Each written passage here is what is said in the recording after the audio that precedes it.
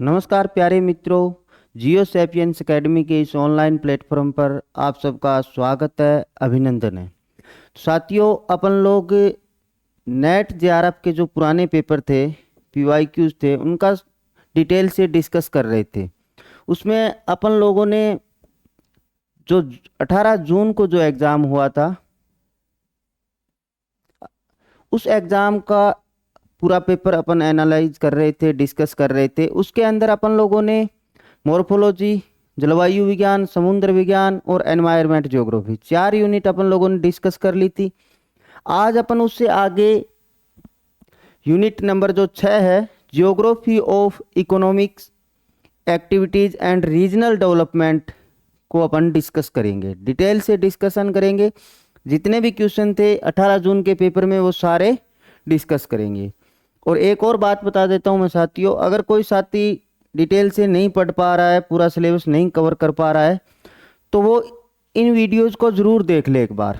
इसके अंदर केवल सीधे क्वेश्चन डिस्कस नहीं कर रहे अपन, उनके दाएं बाएं की चीज़ें भी देख रहे हैं और उस क्वेश्चन को अपन डिटेल में भी देख रहे हैं। ठीक है, तो इससे मत चूकना आप लोग। और साथ में मैंने आप लोगों के साथ एक टैगलाइन भी शेयर की थी कि अब की बार 200 पार।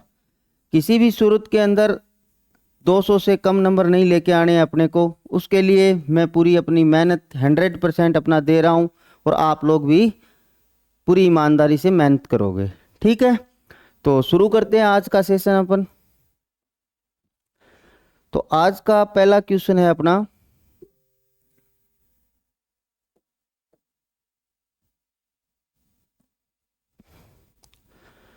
वॉन थ्यूनेन के भूमि उपयोग मॉडल के अनुसार बाजार से परिधि क्षेत्र तक निम्नलिखित उत्पादों को सुव्यवस्थित कीजिए। वॉन थ्यूनेन का मॉडल आप सब लोगों ने पढ़ा है एग्रीकल्चर के अंदर। कौन थे von Thunen? Von Thunen German विद्वान थे और उन्होंने जो सिद्धांत दिया था वो दिया था 1826 के अंदर। ठीक है, 1826 में मैक्लेनबर्ग कृषि फोरम था, उसके मैनेजर थे। वहाँ रहते ही उनके दिमाग में ये आइडिया आया, पूरा थॉट प्रोसेस हुआ। उसके बाद उन्होंने ये जो कृषि अवस्थिति का जो सिद्धांत है वो, जिसको अपन भूमि उपयोग मॉडल के रूप में भी पढ़ते हैं, उनकी पुस्तक थी, वो थी द आइसोलेटेड स्टेट। उसके अंदर उन्होंने इस पूरी थ्योरी का जिक्र किया है। ठीक है, और जो पूरी थ्योरी थी, उस थ्योरी के बेस पे उन्होंने ये डायग्राम जो दिया था, जिसके अंदर उन्होंने बीच में सेंटर के अंदर सिटी को बताया। ठीक है, सिटी सेंटर था। उसके बाद market, gardening and milk production. उसके बाद था फायरवुड, लकड़ी, प्लम्बरिंग वगैरह। उसके बाद grain crops with no fallow land, यानी बिना फैलो लैंड के गहन कृषि तीसरी पेटी के अंदर थी। उसके बाद 14% फैलो लैंड के साथ एग्रीकल्चर था। फिर 3 खेत प्रणाली थी उनकी, 3 फील्ड सिस्टम। उसके बाद लाइव स्टॉक के रेंचिंग वगैरह पशुधन का था। ये पूरा का पूरा उनकी 6 पेटियां थी। ठीक है, और इन्हीं पेटियों के आधार पे ये पूरा का पूरा सवाल पूछा गया कि इनको सुव्यवस्थित करना है, यानी सेंटर से लेकर लास्ट जो पेटी थी उस तक। तो उसके अंदर पहला ऑप्शन दे रखा है खाद्यान्न उत्पादन, दूसरा है दुग्ध उत्पादन, तीसरा कास्ट और चौथा पशुधन। अब अपन ने देखा कि सबसे लास्ट पेटी थी वो पशुधन की थी, तो सबसे लास्ट में डी आ जाएगा। ठीक है, और सबसे पहले बात करें तो क्या था? दुग्ध उत्पादन था जो अपन ने देखा था। उसके बाद था लकड़ी वगैरह। उस टाइम क्या है कि इन्होंने ये तो नहीं सोचा था कि गैस चूल्हे वगैरह आ जाएंगे, भी पूरा का पूरा काम है जो टेक्निक के साथ बदल जाएगा।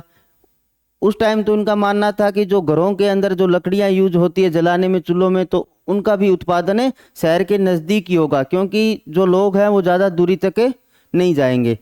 तो दुग्ध उत्पादन के बाद कौन सी पेटी आती है? काष्ठ उत्पादन की, और फिर खाद्यान्न उत्पादन, जिसका अपन ने अलग अलग जिक्र किया। पहले गहन कृषि की पेटी आती है जिसमें कोई फैलो लैंड नहीं छोड़ते। उसके बाद 14% फैलो लैंड छोड़ते हैं। उसके बाद 3 खेत प्रणाली, जिसमें चारागाह, कृषि और फैलो लैंड तीनों प्रतिभूमि भी छोड़ी जाती है। ठीक है, ये पूरा का पूरा उनका मॉडल था। तो याद रखना, इसमें 1826 में दिया था। इनकी किताब थी द आइसोलेटेड स्टेट, जर्मनी के रहने वाले थे, मैक्लेनबर्ग के कृषि फार्म के मैनेजर थे, तब इनके दिमाग में ये पूरा का पूरा आइडिया आया था। ठीक है, कोई दिक्कत नहीं है यहाँ तक। चलो भी अगले क्वेश्चन पे चलते हैं। अगला क्वेश्चन है कि निम्नलिखित में से कौन सी गतिविधियां संसाधनों से बंधी हुई, पर्यावरण से प्रभावित अथवा आवश्यक रूप से बाजार द्वारा स्थानीयकृत नहीं है।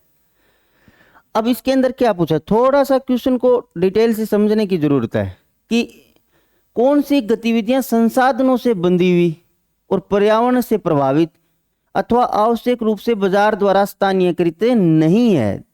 मतलब संसाधनों से भी बंधी हुई नहीं है, पर्यावरण से भी प्रभावित नहीं है और बाजार द्वारा स्थानीयकृत भी नहीं है।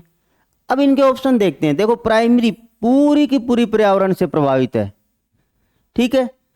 उसके बाद अगर बात करें सेकेंडरी एक्टिविटी की, तो सेकेंडरी एक्टिविटी में निर्माण उद्योग वगैरह आ गए, पूरे के पूरे बाजार द्वारा प्रभावित भी है, संसाधन भी चाहिए कच्चे माल के रूप में और पर्यावरण से भी प्रभावित होगी, ठीक है।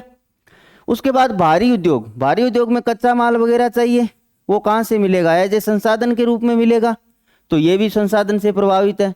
तो बचा कौन सा, बचा चौथा, यानी चतुर्थ जो एक्टिविटी है, गतिविधि है, वो डायरेक्टली संसाधनों से प्रभावित नहीं है और ना पर्यावरण से प्रभावित है और बाजार का भी उनके अंदर है कोई बड़ा रोल नहीं देखने को मिलता, ठीक है। तो ये अपन थोड़ा सा देख लेते हैं टेबल के माध्यम से। अब देखो, प्राइमरी रॉ मटेरियल पे डिपेंडेंट है सारी की सारी, ठीक है। ये देखो, सेकेंडरी फिनिश्ड गुड्स यानी मतलब मैन्युफैक्चरिंग वगैरह आ जाएंगे इसमें, कंस्ट्रक्शन वगैरह, इलेक्ट्रिसिटी, गैस, ठीक है। टर्सरी सर्विस सेक्टर आ गया पूरा का पूरा तीसरा, जिसमें रिटेल भी, फाइनेंस की, कम्युनिकेशन, हॉस्पिटल, सारी की सारी इंफॉर्मेशन टेक्नोलॉजी, ये सारी सर्विसेज है वो आ जाएगी टर्सरी के अंदर। उसके बाद बात करें क्वार्टनरी की, चौथी की, हाँ, ये जो है क्या है, पर्यावरण से प्रभावित नहीं, जिसमें देखो एजुकेशन सेंटर कहीं भी खोल सकते हैं अपन, ठीक है। बस थोड़ा सा ट्रांसपोर्ट डेवलपमेंट करना है, आप कहीं बाहर भी, अब जैसे आजकल अपने शहरों के लगभग बाहर ज़्यादा स्कूल कॉलेज खुलने लग गए, तो बाजार का उसमें कोई बड़ा रोल नहीं है, ठीक है। पब्लिक सेक्टर की भी कोई बड़ी डीलिंग वगैरह, नौकरी वगैरह है वो। रिसर्च एंड डेवलपमेंट, अब रिसर्च के जो काम होते हैं कोई ज़रूरी थोड़ी है बाजार में बैठ के करो, ये तो आप कहीं भी बैठ के कर सकते हो, क्योंकि आजकल पूरा का पूरा कम्युनिकेशन सिस्टम है, उससे आप सारी की सारी जानकारी ऑनलाइन प्रोवाइड करवा सकते हो। तो ये जो चीज़ें थी उनमें क्या, चतुर्थ जो क्वार्टनरी थी वो डायरेक्ट पर्यावरण से प्रभावित भी नहीं है और संसाधनों पर भी आधारित नहीं है, ठीक है। ये थोड़ा सा एक डायग्राम और दे रखा है जिसके अंदर देखो, एग्रीकल्चर, फिशिंग, डेयरी, फॉरेस्ट्री। अब डेयरी क्या है कि डेयरी प्राइमरी में भी आता है, जब डेयरी को अपने एक उद्योग के रूप में ले लेते हैं ना, वो सेकेंडरी में शिफ्ट हो जाता है, ठीक है। अगर अपन घरेलू रूप में इसका डेयरी का जो मतलब पशुधन पाल रहे हैं, उनके दुग्ध मांस वगैरह प्रयोग में ले रहे हैं, तो वो तो प्राइमरी में ही आएगा, ठीक है। मैन्युफैक्चरिंग इंडस्ट्री सारी की सारी सेकेंडरी में आएगी, सर्विस सेक्टर सारा का सारा टर्सरी में आएगा, ठीक है। तो इन एक्टिविटीज से बार बार सवाल पूछे जा रहे हैं, इनको एक बार अच्छे से कर लो, एक बार डिटेल से कोई अच्छी किताब से पढ़ लो, इकोनॉमिक ज्योग्राफी की कोई भी किताब आपको मिले, बहुत सारी आती है, HM सक्सेना साहब की आती है, जगदीश सिंह साहब की आती है, खूब सारी किताबें है, ठीक है। चलो अब अगले सवाल पे चलते हैं।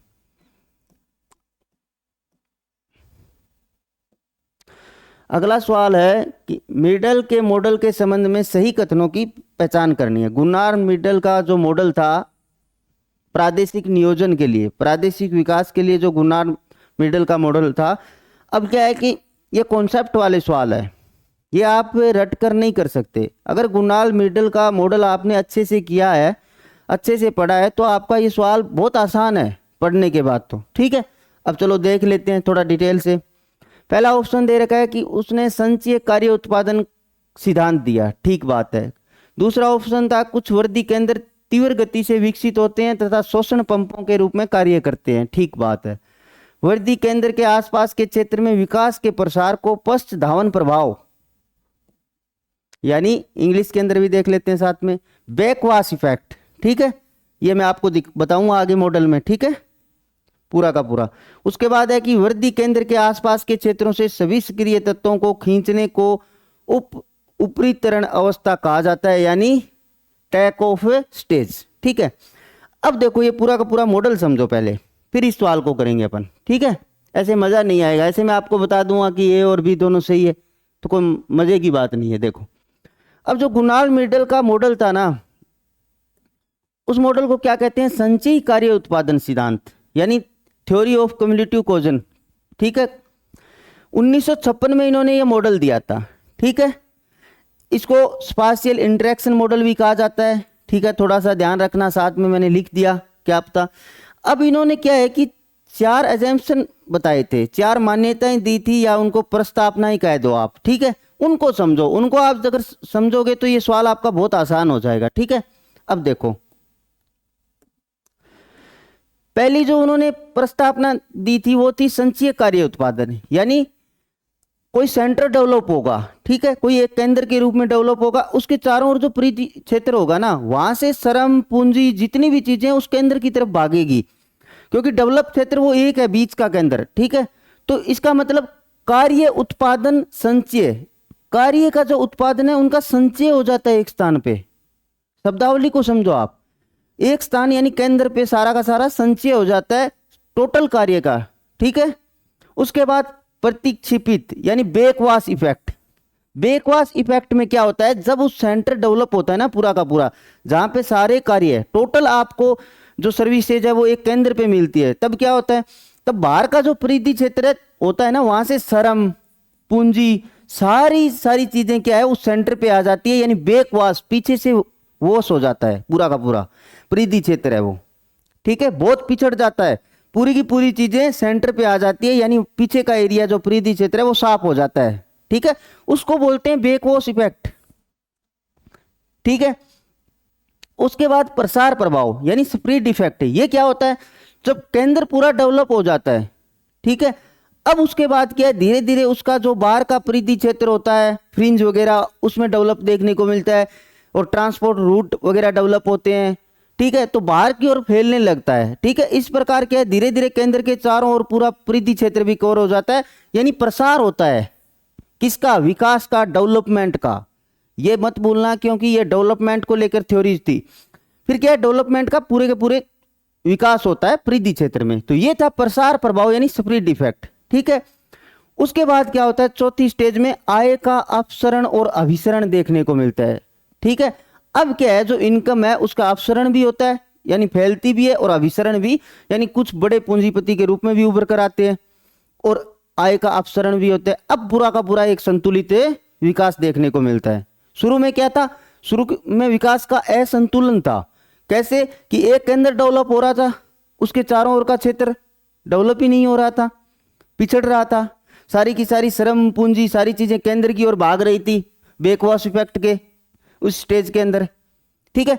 ये चारों अगर आपने प्रस्तावनाएं देख ली, इनको अच्छे से समझ लिया, और यहां तक कि आपने लेक्चर भी सुन लिया है, तो आपका आगे से सवाल गलत नहीं होगा। अब उस सवाल को देखो क्या था, अब उसके अंदर था पहला ऑप्शन कि संचयी कार्य उत्पादन सिद्धांत कहते हैं। हाँ जी जरूर कहते हैं, अपन ने पहले पढ़ा था, ये देखो संचयी कार्य उत्पादन सिद्धांत सही हो जाएगा कि कुछ वृद्धि केंद्र तीव्र गति से विकसित होते हैं और शोषण पंपों के रूप में कार्य करते हैं। एकदम सही बात है, अपने पहली अवस्था के अंदर ये चर्चा की कि केंद्र किस प्रकार पूरा का पूरा डेवलप हो जाता है, बाहर की चीजें श्रम पूंजी केंद्र की ओर दौड़ती है, तो वो क्या हो जाता है, तीव्र गति से विकसित होता है कुछ केंद्र, और वो शोषण पंप शोषण भी करते हैं बाहर के क्षेत्र का, पिछड़े क्षेत्र का, ठीक है।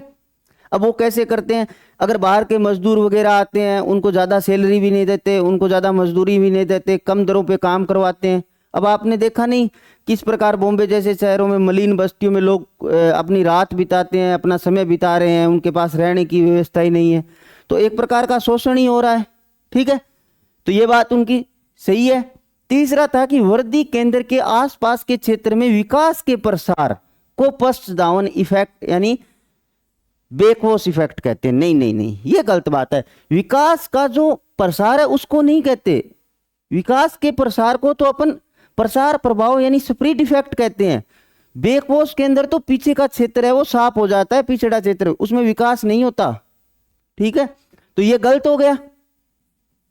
अब क्या है, अगला है कि वृद्धि केंद्र के आसपास के क्षेत्र से सभी सक्रिय तत्वों को खींचने को ऊपरी त्वरण अवस्था यानी स्प्लिट इफेक्ट कहा जाता है ना जी, इसको बेकवॉश इफेक्ट कहते हैं। ठीक है, खींचने को पूरा का पूरा जो खींच लेते हैं उसको बेकवॉश, यानी ये उल्टा दे दिया दोनों, तो ये दोनों गलत हो गए ऑप्शन। अब कौन से सही बचेंगे, ए और बी, ये राइट आंसर हो जाएगा। बहुत आसान सवाल था अगर आपने गुरु नानक के मॉडल को अच्छे से पढ़ा है तो। ठीक है, चलिए नेक्स्ट सवाल पे।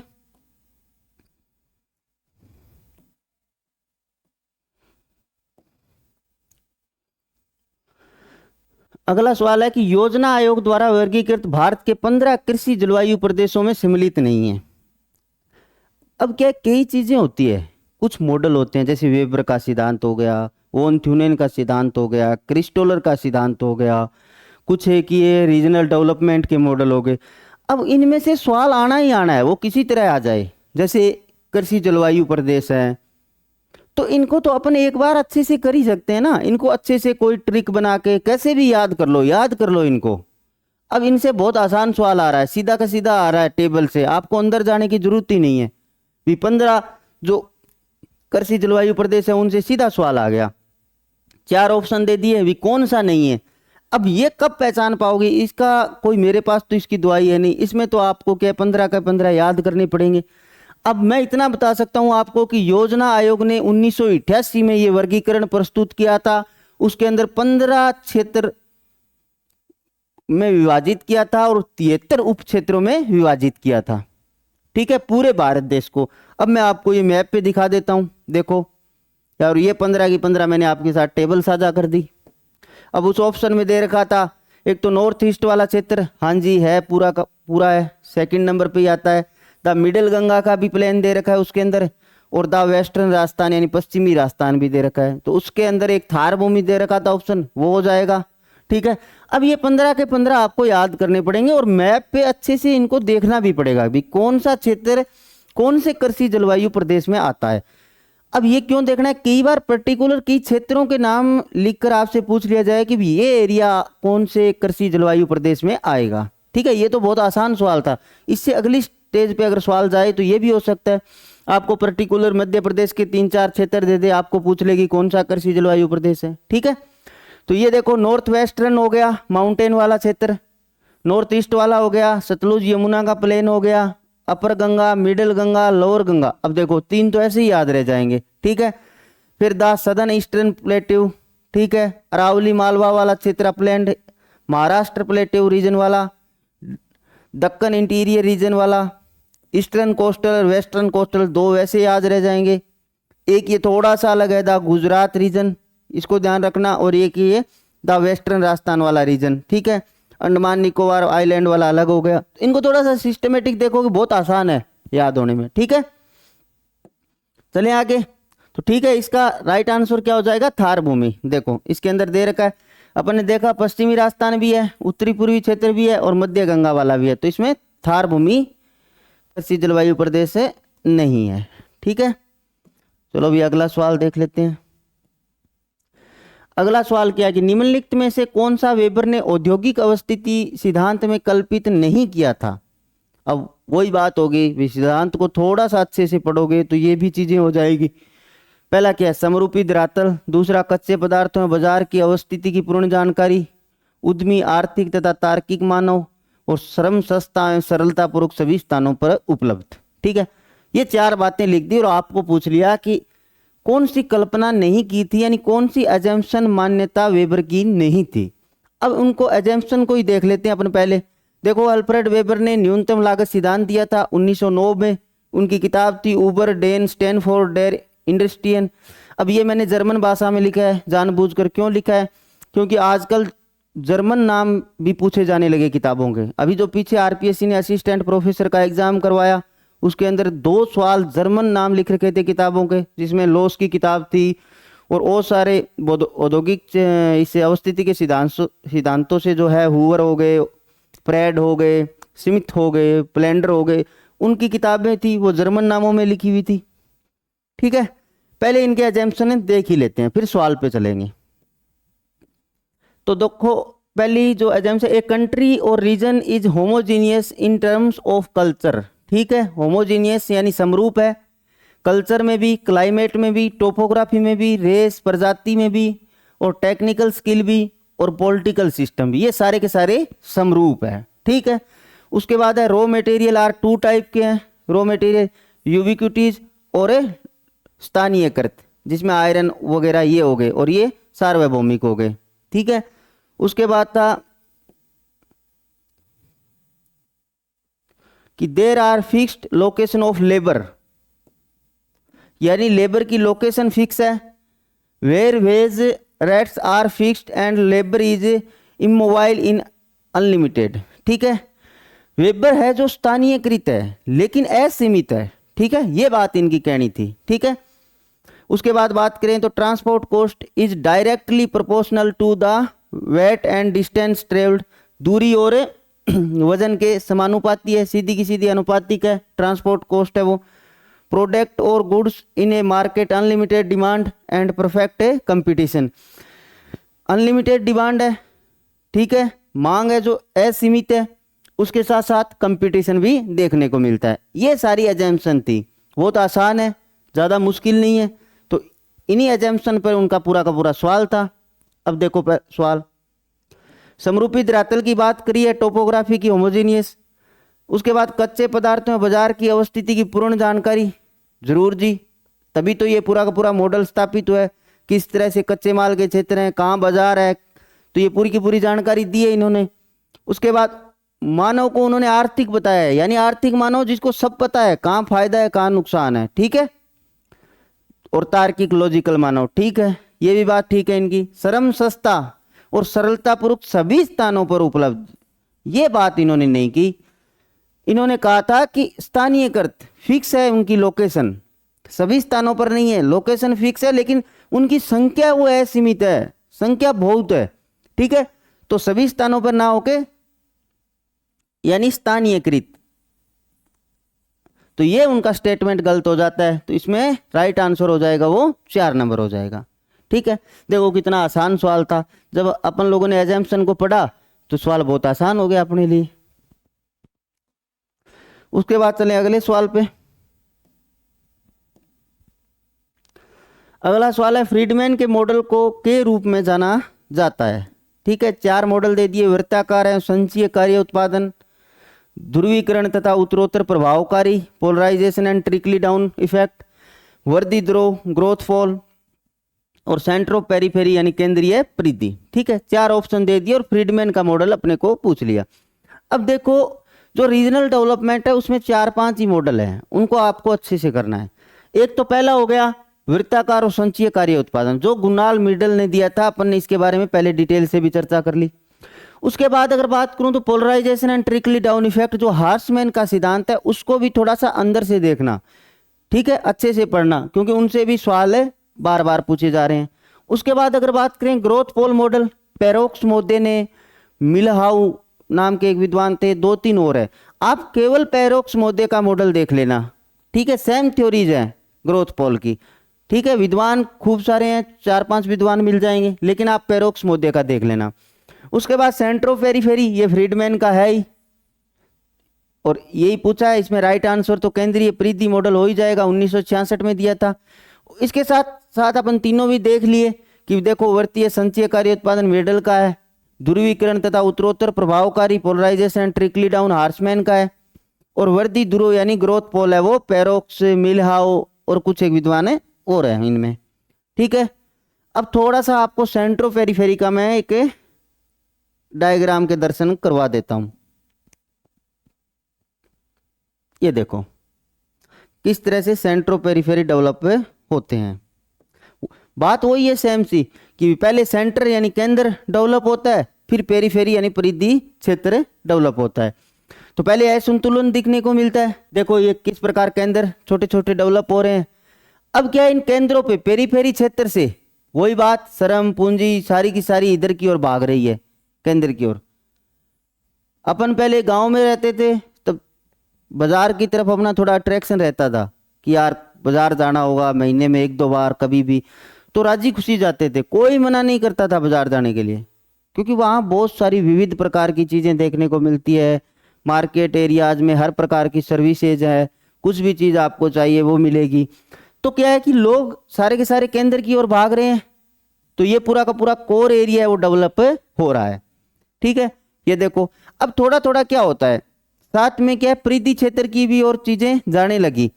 क्या होता है कि जब कोर एरिया होता है ना, जब ये पूरा डेवलप होता है, बड़े उद्योग धंधे यहाँ पे स्थापित हो जाता है, तब ये लोग क्या करते हैं, जो अपने गोदाम वगैरह होते हैं ना, माल गोदाम, जो स्टॉक वगैरह रखना होता है इनको, जिनको विपणन वगैरह के लिए जो भी चीजें होती है, वो क्या है ये परिधि क्षेत्र में शिफ्ट करने लग जाते हैं। क्यों करने लग जाते हैं? क्योंकि यहाँ पे जो लैंड पार्ट है वो बहुत महंगा हो जाता है। ठीक है, छोटा सा गोदाम किराए लोगे तो वो यहाँ पे 15,000 20,000 रुपये किराया महीने में मिल रहा है, वही चीज यहाँ पे आपको 2,000 में मिल रही है परिधि वाले क्षेत्र में। ठीक है, ग्रामीण एरिया की तरफ। तो वो क्या करते हैं, अपना गुणा भाग गणित लगाते हैं, उसमें ये सोचते हैं कि यार अपन क्या करें, यहाँ से 10 किलोमीटर इधर शिफ्ट कर लेते हैं, क्या होगा यहाँ से ट्रांसपोर्ट खर्चा ही तो लगेगा, वो ज़्यादा ही नहीं पड़ रहा, वो भी 2,000 रुपये लग रहा है महीने का, और 2,000 का किराया, यानी 4,000 में अपना पूरा का पूरा काम हो रहा है, और यहाँ पे अपने को 15,000 रुपये तो रेंट देना पड़ रहा है। तो इस प्रकार के धीरे धीरे परिधि की तरफ चीज़ें शिफ्ट होने लग जाती है। तो यहाँ ये माल गोदाम वगैरह शिफ्ट होंगे तो यहाँ पे उनको मजदूरी के लिए मजदूर भी चाहिएगे, उनको लोड करने के लिए, उतारने के लिए चीज़ें, तो ये थोड़ा थोड़ा डेवलप देखने को मिलता है। फिर ये पूरी की पूरी सिस्टम चल जाता है। देखो किस प्रकार केंद्र से परिधि क्षेत्र की ओर, परिधि से केंद्र की ओर, ये पूरा का पूरा संतुलित विकास अपने को देखने को मिलता है। लेकिन जो फ्रीडमैन का मॉडल था उसमें एक चीज और थी शानदार। इनका कहना था कि जब केंद्र में पूरा का पूरा केंद्र में विकास हो रहा है, सारी चीजें परिधि की ओर से खींची आ रही है, तो केंद्र में क्या है कि जब मजदूरी की दरें होती है उनको लेकर थोड़ी सी बगावत देखने को मिलती है। मजदूर अपने आप में एक सांगठनिक रूप में संगठित हो जाते हैं और वो डिमांड करने लगते हैं अपनी मजदूरी दरों को बढ़ाने की, क्योंकि उनको पता होता है कि सारी की सारी चीजें अपने ऊपर निर्भर है। तब क्या करते हैं कि केंद्र के जो लोग, जो उद्योग धंधा जिन्होंने कर रखा है, वो क्या है कि सस्ते मजदूरों के लिए परिधि क्षेत्र की ओर डाइवर्ट होते हैं, उनको वहां पे सस्ते मजदूर मिलते हैं।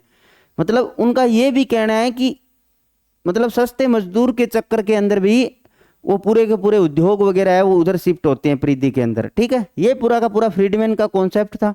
इसके अंदर अपने राइट आंसर देख ही लिया। अब चलते हैं अगले सवाल पे। ये सवाल थोड़े जरूर परेशान करने वाले होते हैं, क्योंकि इनमें ये रिपोर्ट वगैरह से पूछे जाती चीजें, लेकिन अपने को आयात निर्यात की एक रिपोर्ट तो जब भी पेपर देने जाए उससे पहले की रिपोर्ट का बड़ा बड़ा आंकलन देख लेना चाहिए, क्योंकि मैंने इसमें नोट किया है कि एकदम आपको करीबी चीजें नहीं पूछी जाती, उसमें आपको थोड़ा सा गैप रखा जाता है ताकि आप चीजों को आसानी से पहचान पाओ। ठीक है, अब ये सवाल था, इसके अंदर क्या था कि विश्व में वाणिज्यिक सेवाओं में निर्यात में प्रतिशत साझेदारी के आधार पर निम्नलिखित देशों को आरोही क्रम में, यानी कम से ज्यादा की ओर, ठीक है, व्यवस्थित करना था। अब ठीक है, वैसे तो ये सवाल थोड़ा सा परेशान करने वाला है, लेकिन अगर आपने एक दो बार भी थोड़ा सा रिपोर्ट पे नजर मारी है तो आप चीजों को पकड़ जाओगे।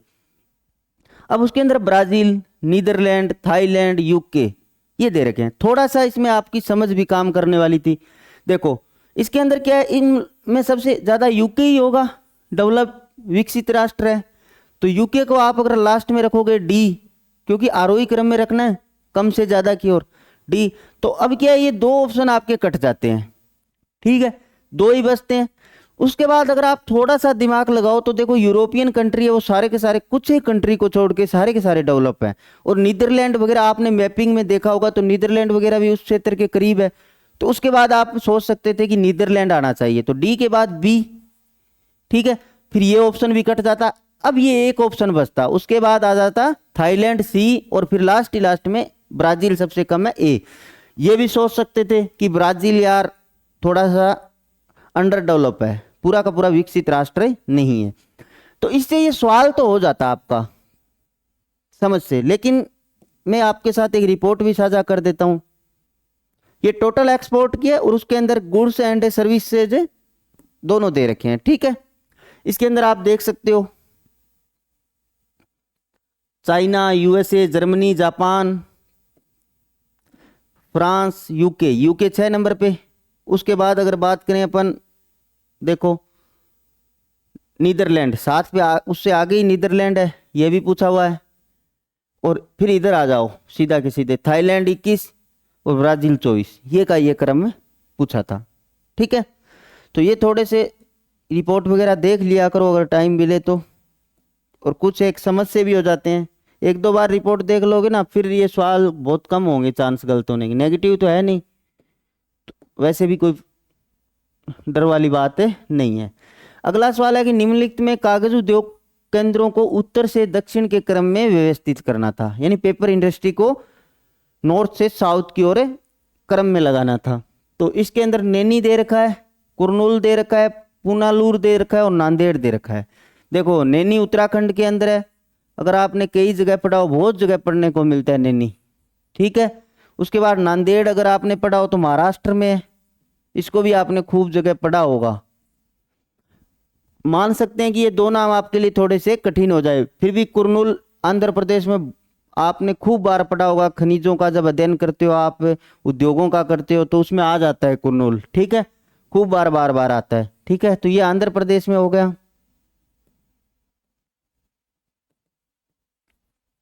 ठीक है, तो इसके अंदर उत्तर से दक्षिण तो नैनी आ जाएगा, ए सबसे। अब ए इसके अंदर भी नहीं है, ये भी कट जाएगा, इसमें भी नहीं है और इसमें भी नहीं है। बताओ नैनी से ये सवाल हो जाता।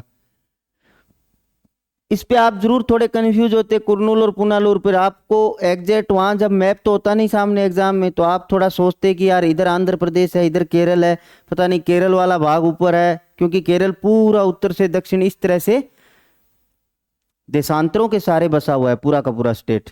ठीक है, तो उसमें थोड़ी परेशानी आती है आपको। तो ये ADBC इसका राइट आंसर हो जाएगा। ठीक है, तो इसके अंदर अपन थोड़ा सा डिटेल से देख लेते हैं। नैनी देखो उत्तराखंड राज्य में, नैनीताल के पास में है। नांदेड़ महाराष्ट्र के पूर्वी भाग में है, मराठवाड़ा क्षेत्र के करीब स्थित है। कुरनूल आंध्र प्रदेश के दक्षिणी हिस्से में है। ठीक है, और उसके बाद अगर बात करें पुनालूर जो है केरल के अंदर है, केरल राज्य के दक्षिणी भाग में तिरुवनंतपुरम के पास में ये स्थित है। ठीक है, ये पेपर इंडस्ट्री थी। चलो अगले सवाल पे चलते हैं। सूची फर्स्ट और सेकंड का मिलान करना था। इधर क्षेत्रीय संगठन दे रखे हैं, सार्क, आसियान, ओपेक, यूरोपीय संघ। इधर देश दे रखे हैं, ऑस्ट्रिया, नेपाल, इंडोनेशिया, वेनेजुएला। इनमें अपन कौन से देश इसके सदस्य हैं इन संगठनों के, वो देखना था और उसके हिसाब से अपने को मिलान करना था। तो सबसे पहले इसकी व्याख्या ही देख लेते हैं अपन। देखो सबसे पहले सार्क संगठन है, जिसे दक्षिणी एशियाई क्षेत्रीय सहयोग संघ के भी नाम से जाना जाता है। ये अंतर सरकारी संगठन है, जिसका उद्देश्य दक्षिणी एशियाई देशों के बीच आर्थिक और राजनीतिक सहयोग को बढ़ावा देना है। इसकी स्थापना जो है 8 दिसंबर 1985 को हुई थी, ढाका बांग्लादेश में। अब देखो एक तो स्थापना को ध्यान में रखना, कहाँ स्थापना हुई थी। 8 दिसंबर 1985 को इसकी स्थापना हुई है। कहाँ हुई है? ढाका बांग्लादेश में। सार्क के सदस्य देश देखो भारत भी है, पाकिस्तान, बांग्लादेश, श्रीलंका, नेपाल, भूटान, मालदीव, अफगानिस्तान जो 2007 में शामिल हुआ था। मुख्यालय काठमांडू में है। ठीक है, बाकी ये चीज कोई खास नहीं है, आपको यही चीजें ध्यान में रखनी है। 8 मेंबर हैं, काठमांडू नेपाल में इसका जो है मुख्यालय है, और इसकी ढाका बांग्लादेश में 8 दिसंबर 1985 को स्थापना हुई थी। उसके बाद कौन सा दे रखा था? आसियान। चलो आसियान भी देख लेते हैं। आसियान जिसको बोलते हैं कि association of south east Asian Nations कहा जाता है। ठीक है, दक्षिण पूर्व के सारे देशों का ये संगठन है, क्षेत्रीय संगठन है। ठीक है, 8 अगस्त 1967 को बैंकॉक थाईलैंड के अंदर इसकी स्थापना हुई थी, लेकिन इसका हेड ऑफिस कहाँ है? वो जकार्ता इंडोनेशिया में है। ठीक है, इसके 10 सदस्य देश हैं। कौन से? ये सारे के सारे दक्षिण पूर्व वाले, Indonesia, Malaysia, Philippines, Singapore, Thailand, Brunei, Vietnam, Laos, Myanmar. ठीक है,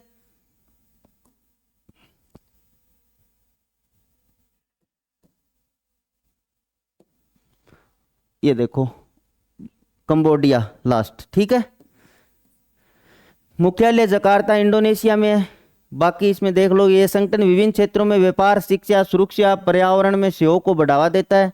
आसियान मुक्त व्यापार क्षेत्र आफ्टा और आसियान क्षेत्रीय मंच ARF जैसे प्रमुख पहलें चलाई है। आफ्टा का ध्यान रखना, आसियान मुक्त व्यापार क्षेत्र, आफ्टा, साफ्टा, नाफ्टा, इन सब को थोड़ा थोड़ा पढ़ना अच्छे से भी। कौन से क्षेत्र कौन से क्षेत्र से रिलेटेड है, ठीक है। उसके बाद बात है ओपेक की, ठीक है। तो ओपेक है वो organisation of petroleum exporting countries का है, अंतरराष्ट्रीय संगठन है जिसका स्थापना हुआ 14 सितंबर 1960 बगदाद इराक में इसकी स्थापना हुई थी। उद्देश्य वगैरह कोई खास बात नहीं है। वर्तमान में 15 सदस्य देश हैं, ठीक है।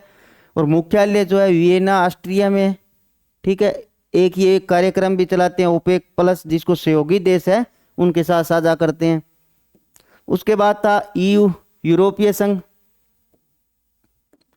यूरोपीय यूनियन कहा जाता है, ठीक है। 1 नवंबर 1993 को मास्ट्रिक्ट ट्रीटी यानी संधि हुई थी, उसके तहत इसकी स्थापना हुई।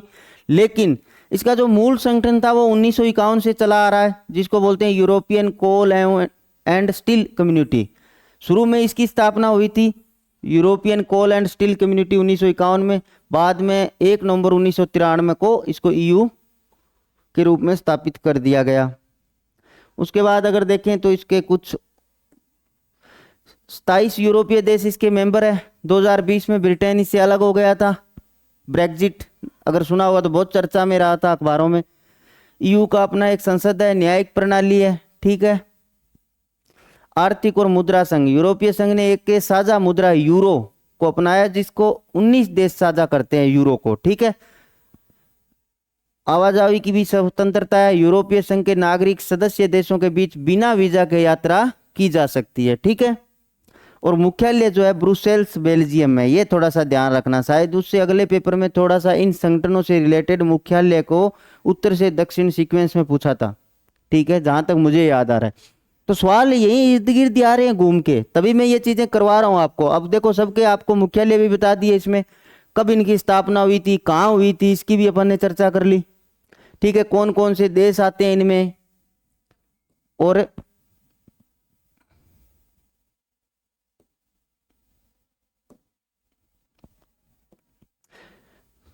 सारी चर्चा कर ली डिटेल से। अब देख लेते हैं सवाल, सूची फर्स्ट और सेकंड का मिलान।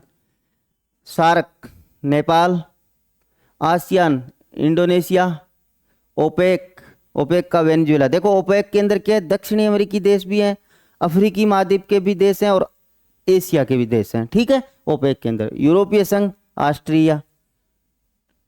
आसान सा था वैसे तो सवाल, 2 नंबर इसका राइट आंसर हो जाएगा, ठीक है। इस इनसे जुड़ी हुई सारी चीजें अपन ने देख ली है डिटेल से, ठीक है। अब आगे सवाल अगर आए इनसे संबंधित तो गलत नहीं होना चाहिए।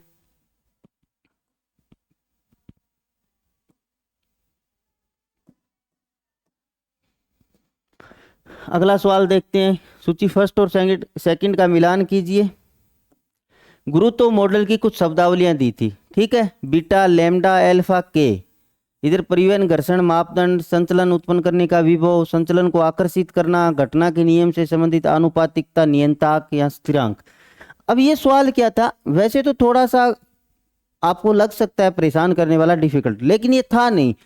अगर आपने बार बार गुरुत्वीय मॉडल के कोई फॉर्मूले जहां भी अपन यूज करते हैं, जैसे अपने माइग्रेशन में पढ़ते हैं, रैली का मॉडल हो गया, न्यूनतम प्रयास सिद्धांत जीफ का पढ़ते हैं, बहुत जगह अपन पढ़ते हैं, अलग अलग फॉर्मूले पढ़ते हैं, उसमें एक के लिखा होता है हर लगभग फॉर्मूले में। उस के को बोलते हैं स्थिरांक या नियतांक, ठीक है, या नियतांक। अगर ये चीज आपके थोड़ी ध्यान में होती तो ये सवाल आपका सही हो जाता, आपको ज्यादा अंदर जाने की जरूरत नहीं थी। देखो इसमें के दे रखा है, घटना के नियम संबंधी आनुपातिक, नियतांक या स्थिरांक।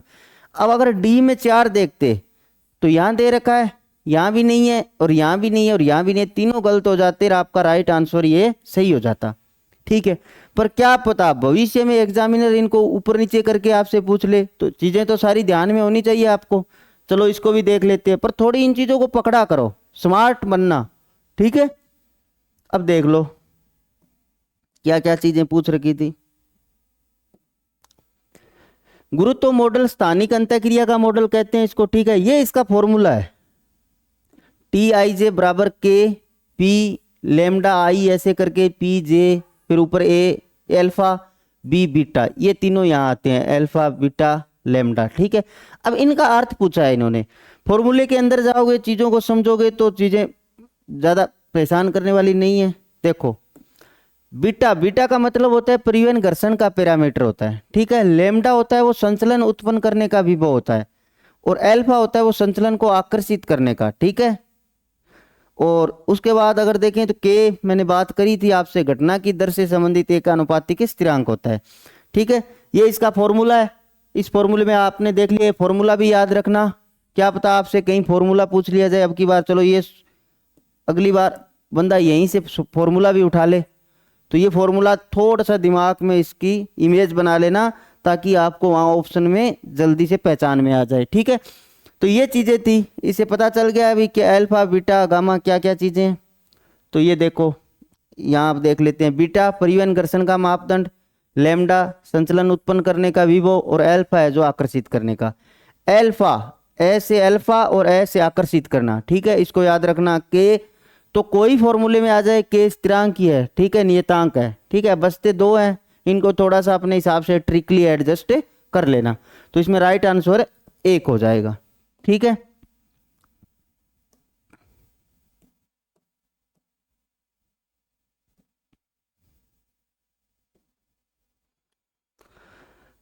अगला सवाल है, विश्व व्यापार संगठन के संबंध में सही कथनों की पहचान करनी है, ठीक है।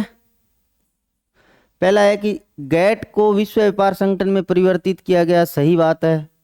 स्वास्थ्य कर्मियों के अधिकार, बाल श्रम, पर्यावरण से जुड़े विषयों को अधिक महत्व दिया जाता है, ठीक है। थोड़ी सस्पेंस वाली बात है, बात करेंगे आगे इसकी डिटेल से। सभी विकसित देशों ने विकासशील देशों के उत्पादों के लिए अपने बाजार को पूर्णतः खोल दिए, ना भी, ऐसी भी कोई बात नहीं है। मुक्त व्यापार अमीर और गरीब देशों के बीच खाई को बढ़ा रहा है, इस पे भी चर्चा करेंगे भी। सारे ऑप्शन देखेंगे अलग अलग से, पहले अपन चर्चा ही कर लेते हैं बाद में। अब देखो वर्ल्ड ट्रेड ऑर्गेनाइजेशन है, उसके बारे में थोड़ा सा जान लेते हैं। Inter governmental organisation which regulate the international trade, ठीक है। ऑफिशियली कंसर्ड 1 जनवरी 1995 मराकेश एग्रीमेंट के तहत इसकी स्थापना हुई थी, ये भी याद रखना, मराकेश,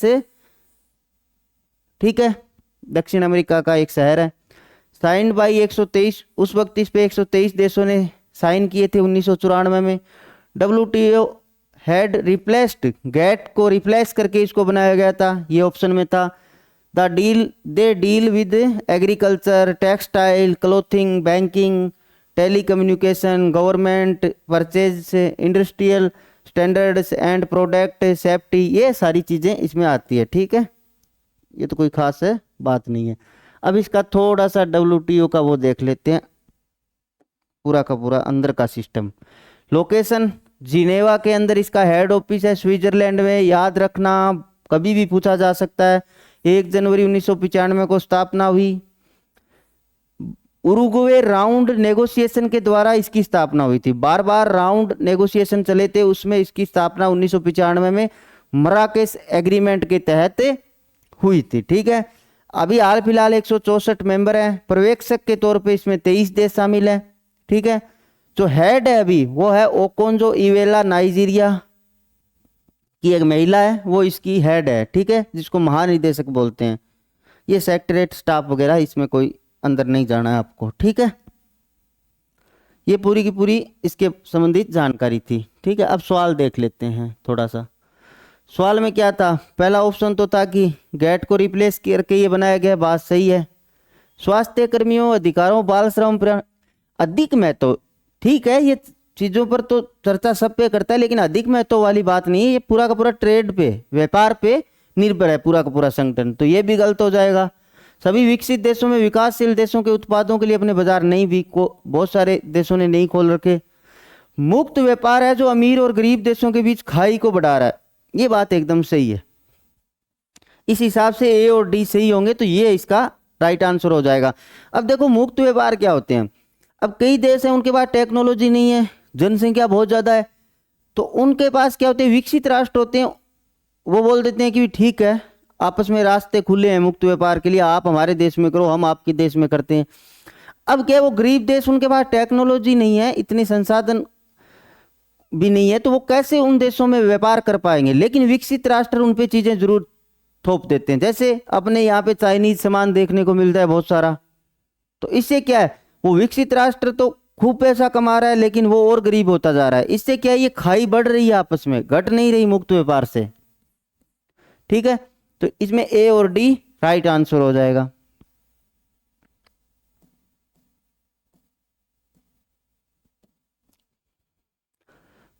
अगला सवाल है, स्थानिक अंतःक्रिया मॉडल में उद्गम स्थल और गंतव्य स्थल के मध्य पृथक्करण के लक्षणों को निम्नलिखित में किस शब्दावली से निरूपित किया जाता है। अब देखो, इससे दो सवाल आ गए।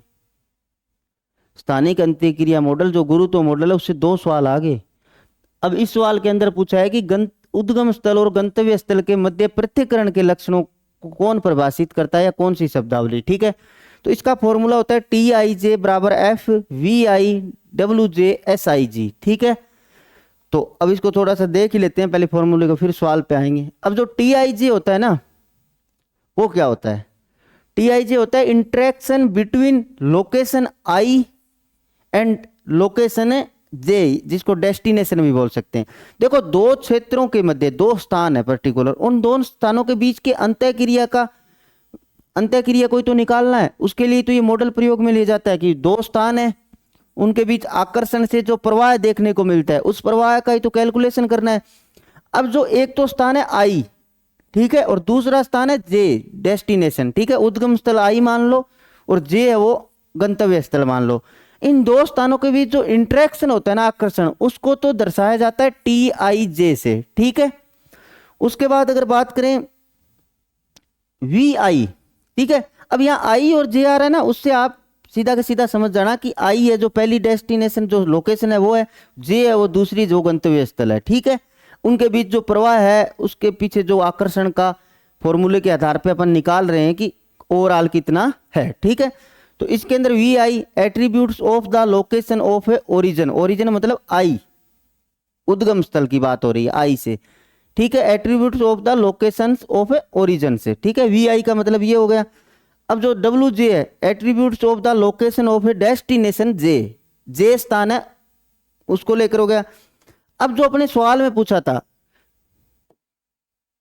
जो गंतव्य और उद्गम स्थलों के पृथक्करण की बात थी, S I J attributes of a separation between the location of origin I and location of a destination J, I और जी के बीच जो सेपरेशन पृथक्करण है उसको दर्शाता है एस आई जे, और यही अपने को सवाल में पूछा होगा।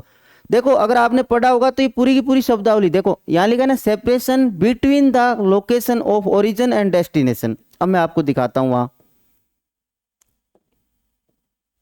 देखो सवाल के अंदर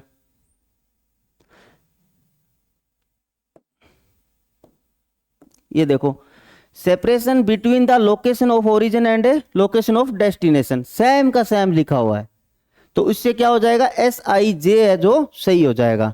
थोड़ा ध्यान रखना, टी आई जे वो क्या दिखाता है, यही देखो डब्ल्यू जे वी आई, चारों को अपन ने डिस्कस कर लिया है।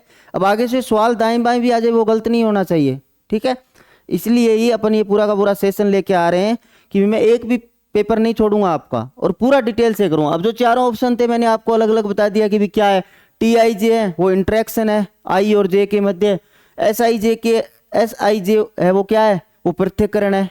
ठीक है, सेपरेशन है आई और जे के बीच का। और अगर आपको डब्ल्यू जे और वी आई पूछ ले तो एट्रीब्यूट्स ऑफ लोकेशन जे का है, एट्रीब्यूट्स ऑफ ए लोकेशन है आई, आई है जो है उद्गम स्थल और जे है वो है गंतव्य स्थान। ठीक है, ये भी ध्यान में रखना। ठीक है, चलें आगे। अब देखते हैं आज का लास्ट सवाल अपन। अगला सवाल सूची और फर्स्ट और सेकंड को सुमेलित करना था। ठीक है, इधर विद्वान दे रखे हैं औद्योगिक अवस्थिति सिद्धांतों के और उधर उनके सिद्धांत दे रखे हैं। ठीक है, इनको मिलान करना था। हुवर लॉ स्प्रेड सिम्थ, ठीक है, क्षेत्र लागत वक्र व्यवहार परक मैट्रिक्स विपणन क्षेत्र उपागम लाभ को अधिकतम करना। ठीक है, अगर आपने इन सिद्धांतों को औद्योगिक भूगोल में अच्छे से पढ़ा होगा तो सवाल बहुत आसान सवाल था। ठीक है, अगर आपने पढ़ा ही नहीं है तो वो तो देखो यार, इसमें तो मेरी क्या गलती हो सकती है। ठीक है, अब देख लेते हैं। हुवर अमेरिकी विद्वान थे, यातायात लागत विचारधारा स्कूल से थे। 1937 में इन्होंने जूता एवं चरम उद्योग के अध्ययन में अपना मॉडल दिया था। ठीक है, उसके बाद बात करें तो लॉस जर्मन अर्थशास्त्री थे। इनकी पुस्तक है द इकोनॉमिक ऑफ लोकेशन। देखो किताब तो इस नाम से नहीं थी, किताब तो इनकी जर्मन नाम में ही थी। बाद में इसका वोंगलोग विलियम वोगलोंग नाम से विद्वान थे, उन्होंने इसका ट्रांसलेट किया था। ठीक है, 1953 के आसपास। उसका नाम था the economic of A location. ठीक है,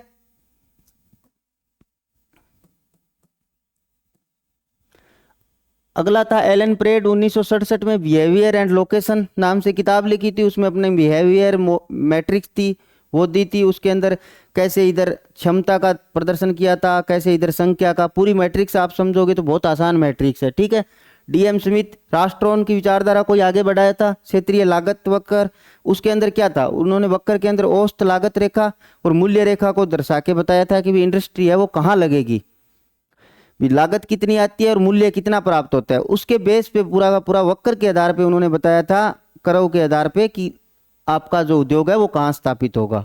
ठीक है, ये चारों विद्वानों के बारे में थोड़ी थोड़ी जानकारी थी। डिटेल से तो कभी इनका पूरा मॉडल करेंगे तब करेंगे। ठीक है, अब ये सवाल देख लो। हुवर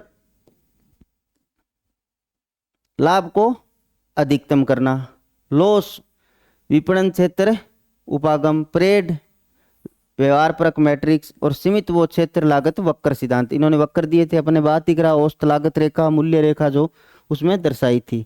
ठीक है, इस हिसाब से ये आपका जो है राइट आंसर हो जाएगा, 2 नंबर है जो। ठीक है, ये कुल मिला के आज के जो सारे के सारे सवाल थे, जो unit number 6 economic activities and regional development नाम से जो पूरी पूरी यूनिट है, उसके सारे सवाल अपन ने डिस्कस कर लिए। ये जो अपना अभी पेपर चल रहा है वो पेपर चल रहा है 18 जून वाला, जो पेपर कैंसिल हुआ था। इसके बाद 28 अगस्त वाले पेपर को मैंने डिस्कस तो करवा दिया है, थोड़ा डिटेल में ही कराया है। अगर आपको लगे कि सर उसको यूनिट वाइज करवा के अलग से करवाओ तो मैं करवा दूंगा, लेकिन मैंने उस दिन आपत्तियां दर्ज हो रही थी तो उस लास्ट दिन थोड़ा जल्दी में किया था। 2 सेशन में ही मैंने कोई इसको ख़त्म कर दिया था, 50-50 क्वेश्चन करवाए थे। ठीक है, आप जब यूट्यूब चैनल पे जाओगे तो वहाँ पे प्ले लिस्ट में यूजीसी नेट जेआरएफ की जो प्ले लिस्ट है उसमें आपको ये भी मिल जाएगा। और ये जो अपना चल ही रहा है जिसमें अपन ने अभी तक 4 और आज की 5 यूनिट कर ली है, तो कोशिश करूँगा कि अगली जो यूनिट है उनको 7 भी लेके आऊँ ताकि जल्दी जल्दी अपना ये चीज़ें ख़त्म हो। ठीक है, तो आप भी अपनी ईमानदारी से पढ़ते रहो, मैं भी अपनी मेहनत का 100% दे रहा हूँ आपके लिए। और साथ में मैं आपको बता दूं यूजीसी नेट जेआरएफ के लिए टेस्ट सीरीज चल रही है, बहुत शानदार टेस्ट सीरीज है। 23 सितंबर से अपनी टेस्ट सीरीज शुरू हो चुकी है, खूब सारे साथियों ने ज्वाइन भी किया है। डेली रोजाना टॉपिक वाइज टेस्ट होते हैं, उसके अंदर डिटेल एक्सप्लेनेशन है, साथ में बाईलिंगुअल है, डेली टॉपिक के हिसाब से उसके अंदर ऑब्जेक्टिव सवाल रहते हैं। और वीक के एंड में जब पूरी यूनिट हो जाती है उसमें आपको मेगा टेस्ट मिलता है। ठीक है, सबसे बड़ी खास बात क्या है टेस्ट सीरीज की, एक तो है टॉपिक वाइज। ठीक है, अब रोज का रोज आप पूरी यूनिट एक दिन में नहीं पढ़ सकते, लेकिन एक टॉपिक पढ़ के आप टेस्ट दे सकते हो। ठीक है, दूसरी सबसे बड़ी बात है कि बाइलिंगुअल है। और तीसरा जो प्लस पॉइंट है वो है कि डिटेल एक्सप्लेनेशन, सीधे सवाल तो कहीं से पढ़ लो आप, अरियन से पढ़ लो, यूथ से पढ़ लो, कहीं पढ़ लो, लेकिन उसका डिटेल एक्सप्लेनेशन जिस तरह से मैं करवा रहा हूँ, चारों ऑप्शन खोल के बताया हुआ है, ताकि आपका दाएं बाएं की चीजें, अगर आप 30 सवाल ऑब्जेक्टिव करोगे हमारी टेस्ट सीरीज से तो आपको उसके अंदर 100 इन्फॉर्मेशन अलग से मिल जाएगी। ये आपका फायदा है, तो ज्वाइन कर लेना, हर हालत में ज्वाइन कर लेना, क्योंकि अगर इससे चूके तो नुकसान है, मैं बताऊं, क्योंकि पूरी हमारी टीम मेहनत कर रही है शानदार, आपको बहुत फायदा होगा, एक रामबाण साबित होगी आपके लिए। ठीक है, तो आगे अगर मिलते हैं जल्दी किसी नेक्स्ट यूनिट के साथ, तब तक के लिए आपका बहुत बहुत आभार, शुक्रिया, धन्यवाद।